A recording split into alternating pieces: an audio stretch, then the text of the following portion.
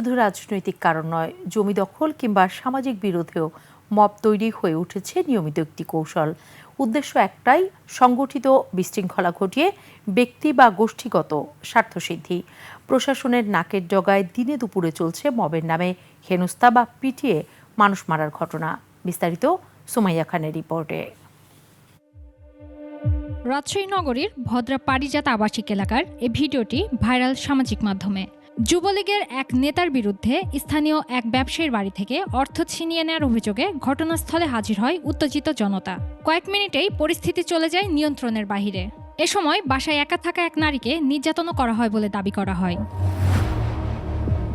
এদিকে একাধিক মামলার আসামি চট্টগ্রাম দক্ষিণ জেলা আওয়ামী লীগের উপদেষ্টা মণ্ডলীর সদস্য জাহিদুল হক তার ছেলের বিয়েতে অংশ নিতে চিটাগং ক্লাবে অবস্থান করছেন। এমন সংবাদে সেখানে বিক্ষোভ করে বৈষম্য বিরোধী ছাত্র আন্দোলন। পরে আইনশৃঙ্খলা রক্ষাকারী বাহিনী সহ ছাত্ররা ওই বিয়েতে আসা গাড়িতে তল্লাশি চালায়, তবে জাহিদুল হককে পাওয়া যায়নি। গত ৬ মাসে দেশের বিভিন্ন জেলায় এমন মব সৃষ্টির মাধ্যমে প্রাণ হারিয়েছেন অন্তত ৯৪ জন, আহত হন শতাধিক। মবের শিকার খোদ পুলিশও। অধিকাংশ ক্ষেত্রেই দেখা যায় ঘটনার পেছনে ছিল সম্পত্তি, রাজনীতি অথবা ব্যক্তিগত প্রতিশোধের হীন উদ্দেশ্য।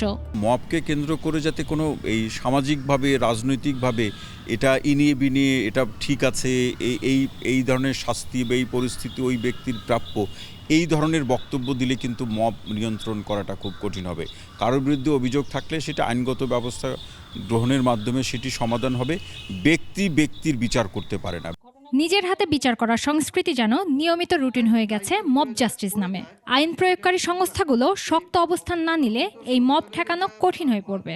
মব ভায়োলেন্সটাকে সেটাকে প্রতিরোধ করা অথবা যার উপর করা হয়েছে তাকে সে প্রতিকার করা এবং তাকে সেটা শেল্টার দেওয়া, আর যে করেছে তার বিচার করা। আপনি নাগরিক সমাজ, আমাদের হাতে ফোর্স নেই, আমাদের তো ল এনফোর্সিং এজেন্সি নাই, আপনি বলবো, কিন্তু সরকার প্রতিকার করতে হবে, সরকার সেটাকে অ্যাড্রেস করতে হবে এবং সেটা দমন করতে হবে। সরকার মব যেমন আচমকা তৈরি হয়, ঠিক আচমকা মিলিয়েও যায়, কিন্তু নিয়ে যায় অনেকের জীবন, হয় সম্পদ নাশ। সমাজে দেখা দেয় নিরাপত্তাহীনতা এবং ভয়ের সংস্কৃতি। ভিজিবল খুব বেশি কিছু আমরা দেখছি না। সুমাইয়া খান, ২১ টেলিভিশন, ঢাকা।